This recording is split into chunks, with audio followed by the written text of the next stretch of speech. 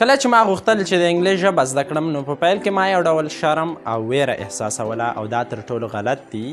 نو ما بیا د ځان سره ټاک ټو مای سیلف یعنې د ځان سره به مې په انګلیسي کې خبرې کولې او دې زما سره ډېره مرسته وکړله چې زه د خپل د انګلیش ګول اچیو کړم. او دا کار تاسې باید هم وکړئ کله چې غواړئ چې خپل د انګلیش فلوینسي جوړه کړئ او کله چې غواړئ چې خپل د انګلیش فلوینسي بهتره کړئ نو باید بیا تاسې ټاک ټو یور سیلف شروع کړئ یعنې د ځان سره په انګلیسي کې خبرې کوئ. باید تاسو خپل فکر داسې جوړ کړئ چې تاسې د خپل نږدې ملګري سره په انګلیسي کې خبرې کوئ یا د خپل استاد سره په انګلیسي کې خبرې کوئ.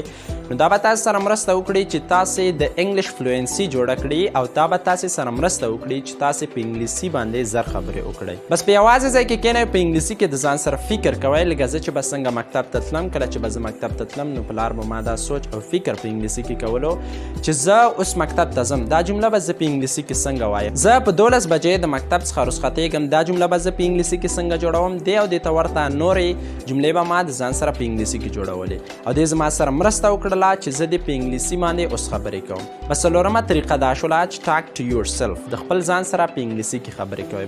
مخکې له دې موږ 3 طریقې زده کړي دي که چېرته مو هغه نه وي لیدلي لاړ شئ هغه هم وګورئ. ډېر خوندورې طریقې دي او تاسو سره مرسته کولی شي چې ستاسې د انګلیش سپیکینګ سکل بهتره کړي.